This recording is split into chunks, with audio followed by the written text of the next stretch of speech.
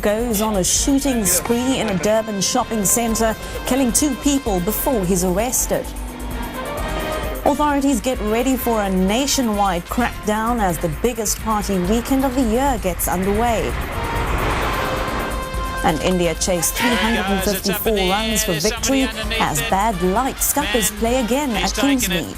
He's not the safest of fielders, and I don't think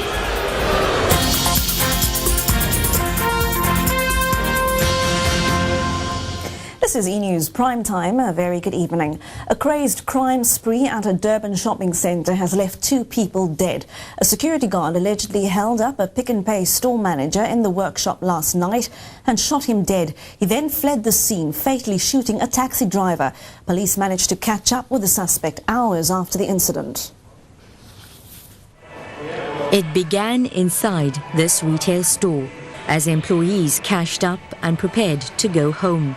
A 26-year-old security guard allegedly pulled a gun on store manager Dirk de Beer, demanded money and then shot him dead.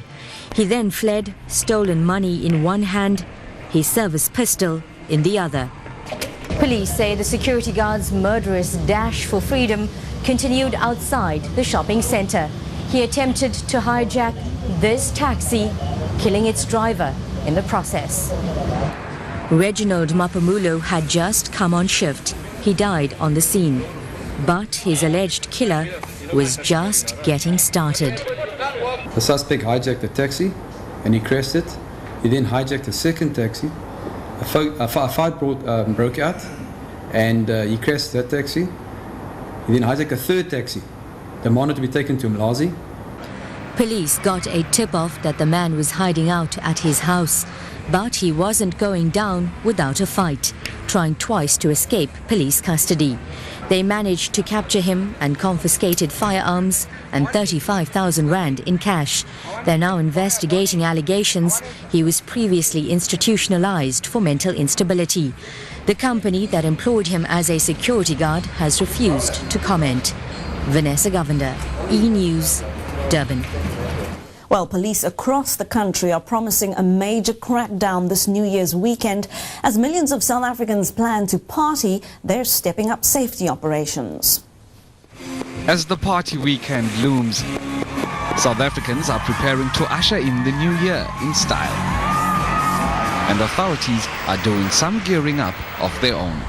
But their weekend won't be filled with loud music and champagne.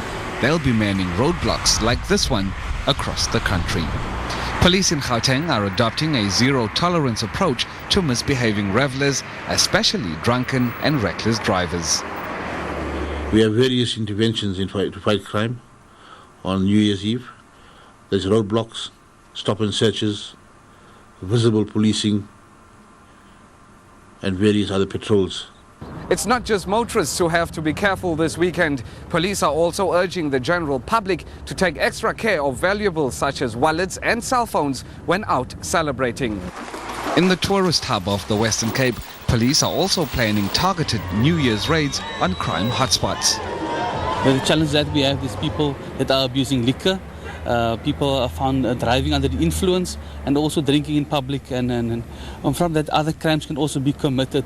So hence we put plans in action in place to police actions like that. Police have asked the public to cooperate with them to ensure a safe New Year's weekend. Lukhanyo Chalata, E-News, Cape Town. Meanwhile, traffic authorities are already seeing an increase in the number of cars on the roads as holidaymakers start the mad dash to their New Year's destinations. In Johannesburg alone, authorities report 1,000 cars are leaving the province every hour. On their way to holiday destinations and parties, the New Year's rush is well and truly underway. Already busloads of people are leaving South Africa's commercial centre, headed for the party cities of Durban and Cape Town. The Department of Transport says that over 1,000 cars are leaving Johannesburg every hour. And they have warned motorists to be vigilant as speeding and drunken driving are still the leading causes of road deaths.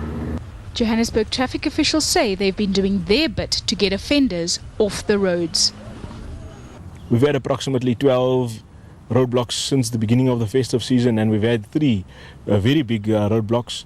At one of the roadblocks, we've had 60 people held for outstanding traffic warrants, and we arrested 4 criminals who were wanted for serious crimes in Gauteng. The body count on the roads this season is down on last year's figures, but still 1,150 people have lost their lives on the country's roads since December 1st. And authorities are kicking into top gear to try and stop that number from rising. Voldy Carlson, E-News, Johannesburg. Western Cape police are refusing to confirm or deny that they are searching for 8 pipe bombs allegedly due to be used in a new urban terror campaign. The information came to light in the Malmesbury Magistrates Court yesterday. A Cape Town man appeared on charges of illegal possession of explosive devices. Shahid Davids was arrested earlier this month after a tip-off. Police allegedly found 3 pipe bombs in his vehicle and maintained that a total of 11 devices were made. Investigators believe David was planning to plant the bombs at the V&A waterfront, the last time the waterfront was targeted during a prolonged urban terror campaign in Cape Town in the late 1990s. To date, no one has been charged in connection with those attacks. In other news, education experts are calling on government to reassess the nation's needs in the light of disappointing matric results. Just 5% of the children who started school in 1995 will be eligible to go to university. But given the challenges facing thousands of South African schools, that's hardly surprising. The class of 2006, the children government placed all their hopes on, but the end result was disappointing.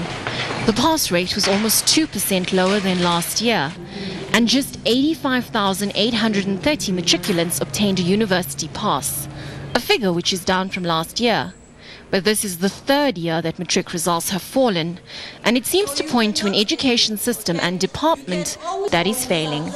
Over 7,000 schools are without basic resources.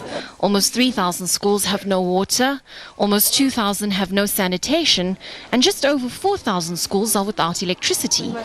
Add to this overcrowded classrooms, a shortage of teachers, and teachers who are not properly trained. Education experts say government still does not have a good understanding of the problems facing them. The problems and the issues that have been addressed are repeated over and over every year. So I think the issues are wide-ranging. It goes from spending, the resources available, the management of the resources, the quality of the teachers, the conditions in schools. When these school gates open in a few weeks, a whole new generation of children will enter the South African schooling system. The children who attend this school will be lucky. They will have proper classrooms, enough desks and a playground. For many pupils in South Africa, these are luxuries. It appears that unless the department can deliver on these essentials, the pass rate in 10 years could very well be as disappointing. Kale Nair, E-News, Johannesburg. Let's take a quick look now at the markets.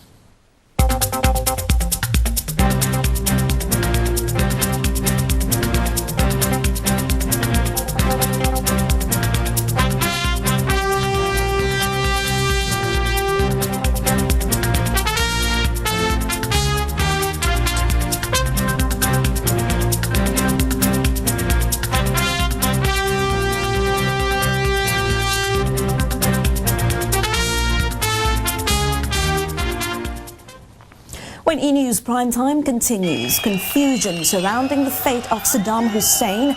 His lawyer believes he'll be executed tomorrow, but Iraqi officials are confirming nothing.